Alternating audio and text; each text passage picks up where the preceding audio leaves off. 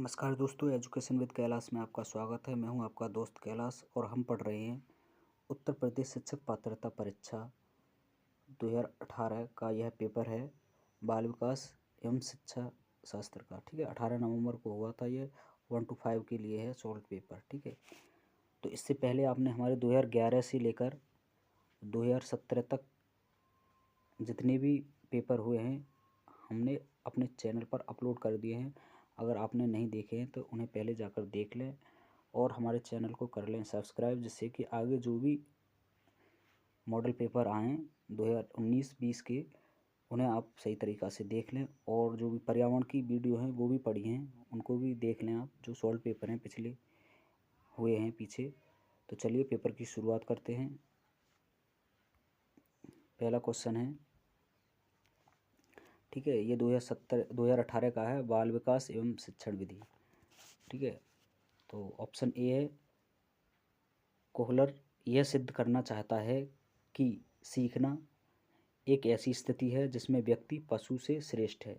Option B, स्वायत्त यादृच्छिक क्रिया है। सी, संज्ञानात्मक संकार्य है। डी, परिस्थिति के विभिन्न अंगों का प्रत्यक्षीकरण है। तो इसका सही ऑप्शन है ऑप्शन सी, संज्ञानात्मक संकार्य है। यह कोहलर यह सिद्ध करना चाहता है कि सीखना संज्ञानात्मक संकार्य है। तो सी ऑप्शन सही है। बढ़ते हैं नेक्स्ट। दूसरा क्वेश्चन है, किसी भी नई भाषा को सीखने के लिए कहाँ से प्रारंभ किया जाना चाहिए? तो कहाँ से? अक्षरों व शब्दों के मध्य साहचर्य से। बी, वाक्यों के निर्माण से। सी, शब्दों के निर्माण से। डी, इनमें से कोई नहीं।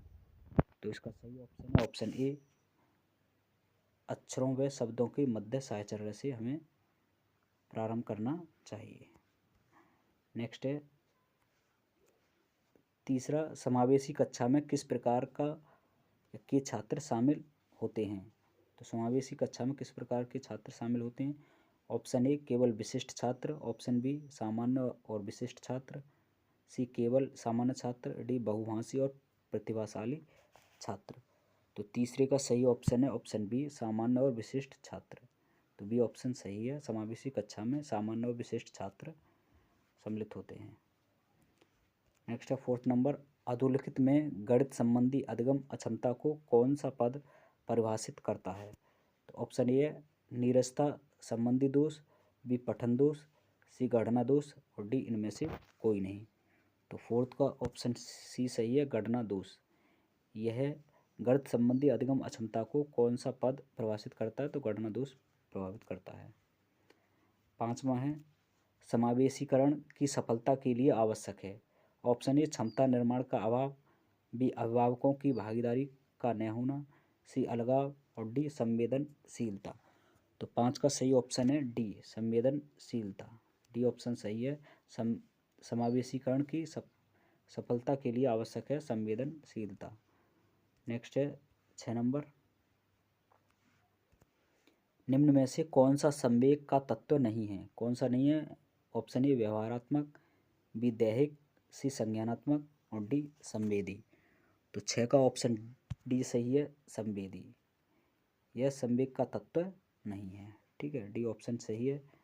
बढ़ते हैं 7 नंबर की तरफ, संज्ञानात्मक क्षेत्र का सही क्रम है तो कौन सा है? ज्ञान, अनुप्रयोग, अवबोध, विश्लेषण, संश्लेषण, मूल्यांकन। बी है मूल्यांकन, अनुप्रयोग, विश्लेषण, संश्लेषण, अवबोध, ज्ञान। सी है मूल्यांकन, संश्लेषण, विश्लेषण, अनुप्रयोग, अवबोध, ज्ञान। और डी ही आपका ऑप्शन सही है, ज्ञान, अवबोध, अनुप्रयोग, विश्लेषण, संश्लेषण और मूल्यांकन। तो डी ऑप्शन सही है, ये सही क्रम है। नेक्स्ट है 8 नंबर। 8 नंबर है हमारा, निम्न में से कौन सी अच्छे शिक्षण की विशेषता नहीं है? तो कौन सी नहीं है?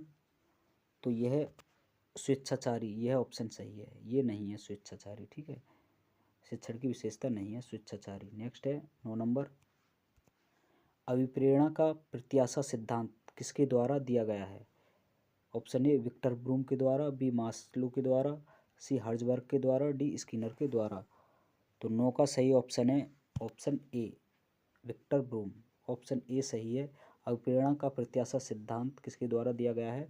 तो विक्टर ब्रूम के द्वारा दिया गया है। 10 नंबर है, अग्रिम व्यवस्थापक प्रतिमान किस परिवार से संबंधित है? तो किससे? व्यक्तित्व से संबंधित है। बी सामाजिक अंतक्रिया से। सी सूचना प्रक्रियाकरण से। और डी व्यवहार परिमार्जन से।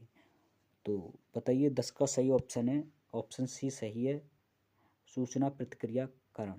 ठीक है, अग्रिम व्यवस्थापक प्रतिमान किस परिवार से संबंधित है? सूचना प्रक्रियाकरण से। नेक्स्ट है 11 नंबर, कौशलों के स्थानांतरण के लिए कौन सा उपयोगी है? कौन सा है? कौशल अंतरण एक गति है न कि उद्देश्य। सी है रेखीय अभिक्रम। बी और सी है शाखीय अभिक्रम। और डी है तैयारी और अर्जन। तो 11 का ऑप्शन आपका सही है ए।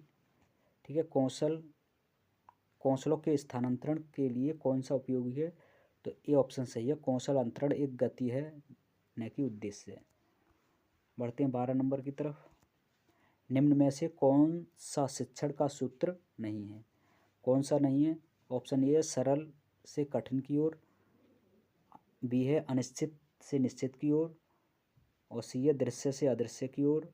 और डी है निगमन से आगमन की ओर। तो 12 का सही ऑप्शन है ऑप्शन डी, निगमन से आगमन की ओर। डी ऑप्शन सही है, यह सूत्र शिक्षण का नहीं है। ठीक है, बढ़ते हैं अगले क्वेश्चन की तरफ। 13 नंबर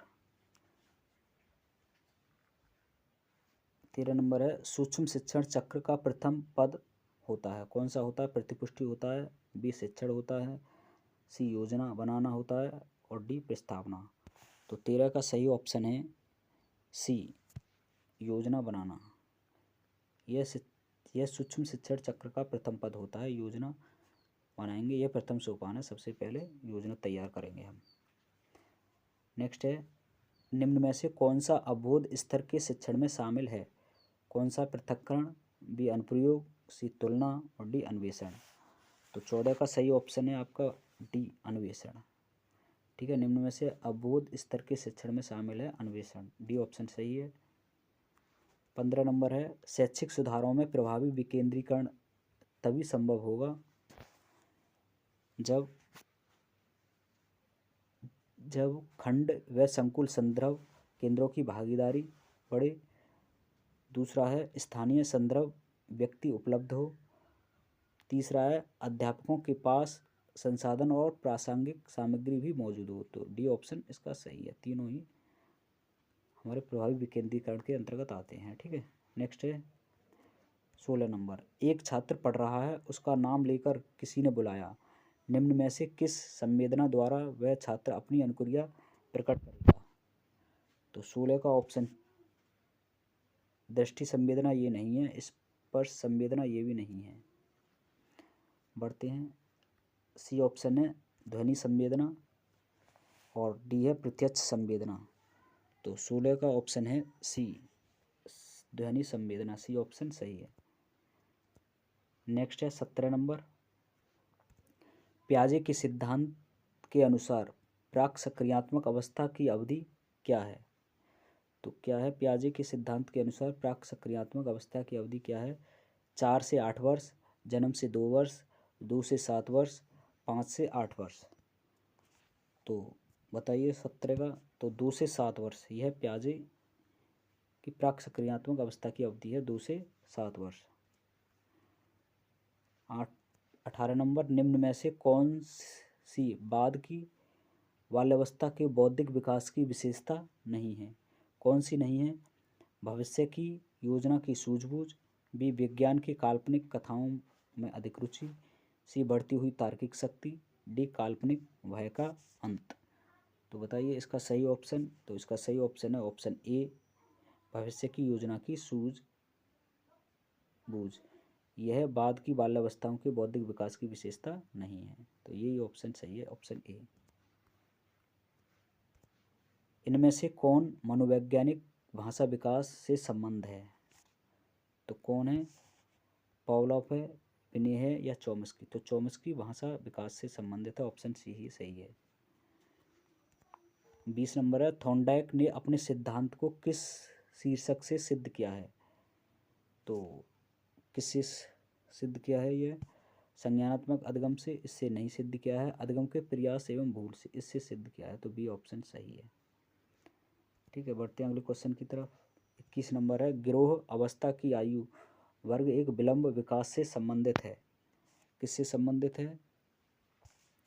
18 से 19 वर्ष नैतिकता, 3 से 6 वर्ष भाषा, 8 से 10 वर्ष सामाजिकरण। तो यही ऑप्शन सही है, सी वाला। 16 से 19 संज्ञानात्मक ये नहीं है, तो सी वाला ऑप्शन सही है। गिरोह अवस्था किस आयु वर्ग एवं विलंब विकास से संबंधित है? तो 8 से 10 वर्ष एवं सामाजिकरण। 22 नंबर है, पियाजे के अनुसार संज्ञानात्मक विकास की तृतीय अवस्था निम्न में से कौन सी है? तो कौन सी है? औपचारिक सक्रिय अवस्था, पूर्व सक्रिय अवस्था, सी मूर्त सक्रिय अवस्था, और डी संवेदनात्मक गामक अवस्था। तो 22 का ऑप्शन है सी सही है, मूर्त सक्रिय अवस्था। सी ऑप्शन सही है। पियाजे के अनुसार संज्ञानात्मक विकास की तृतीय अवस्था निम्न में से कौन सी है? मूर्त सक्रिय अवस्था। निम्न में से अधिगम में योगदान देने वाले मनोवैज्ञानिक कारकों में कौन सा शामिल नहीं है? तो कौन सा नहीं है? अधिगम की इच्छा, प्रेरणा, रुचि, विषय वस्तु का स्वरूप। तो बताइए, 23 का सही ऑप्शन है विषय वस्तु का स्वरूप, यह ऑप्शन नहीं है।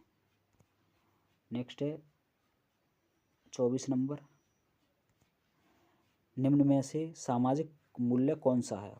तो सहायतापरक व्यवहार, प्राथमिक लक्ष्य, मूल प्रवृत्ति, आक्रामकता की अवस्था। तो 24 का आपका ऑप्शन ए सही है, मूल प्रवृत्ति। निम्न सामाजिक व्यवहार, सामाजिक मूल्य कौन सा है? मूल प्रवृत्ति।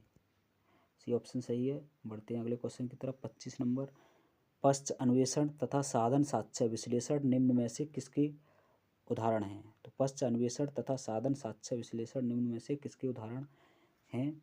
ऑप्शन ए है स्वत शोध, बी है एल्गोरिदम, सी है मानसिक वृत्ति, और डी है प्रकार्यात्मक स्थिरता। तो 25 का ऑप्शन ए सही है, मानसिक वृत्ति, ये ऑप्शन सही है। नेक्स्ट है, सीखने के वक्र अभ्यास द्वारा सीखने की मात्रा, गति और प्रगति की सीमा को ग्राफ पर प्रदर्शित करते हैं। यह किसने कहा है? तो ये कहा है एबिंगहॉस ने किया है। ठीक है, बढ़ते हैं 27 नंबर, निम्न में से कौन सा थॉर्नडाइक के अधिगम के प्राथमिक नियमों में शामिल नहीं है? तो कौन सा थॉर्नडाइक के अधिगम के प्राथमिक नियमों में शामिल नहीं है? तो पहला ही ऑप्शन सही है, साहचर्य स्थानांतरण का नियम, यह शामिल नहीं है, बाकी के तीनों शामिल हैं। तो 27 का ऑप्शन ए सही है। नेक्स्ट 28 नंबर, अनुकूलित अनुक्रिया सिद्धांत किसके अनुकूलन पर बल देता है? तो अनुकूलित अनुक्रिया सिद्धांत किसके अनुकूलन पर बल देता है? तर्क पर। तो ये नहीं है, व्यवहार पर, ये सही है, ऑप्शन बी सही है, अनुकूलित अनुक्रिया सिद्धांत व्यवहार पर बल देता है। नेक्स्ट है 29 नंबर, और सेकंड लास्ट क्वेश्चन है हमारा, क्रिया प्रसूत अनुबंधन का दूसरा नाम क्या है? तो क्या है? समीपस्थ अनुबंधन, बी नैमित्तिक अनुबंधन, सी प्राचीन अनुबंधन, और डी है चिन्ह अनुबंधन। तो 29 का ऑप्शन बी सही है, नैमित्तिक अनुबंधन, बी ऑप्शन सही है 29 का। निम्न में से कौन सी अधिगम की एक विशेषता नहीं है? तो कौन सी नहीं है? अधिगम का अवलोकन प्रत्यक्ष रूप से किया जा सकता है, बी अधिगम का व्यवहार में अपेक्षाकृत स्थायी परिवर्तन है, सी अधिगम प्राणी की अभिवृत्ति है, डी अधिगम एक लक्ष्योन्मुखी प्रक्रिया है। तो 30 का ए ऑप्शन सही है, अधिगम का अवलोकन प्रत्यक्ष रूप से किया जाता है, ये नहीं है। ठीक है, तो बताइए कैसा लगा आपको? यह हमारा 2018 का पेपर समाप्त हुआ। ठीक है, तो अब तक के लिए धन्यवाद, आपका दिन शुभ हो।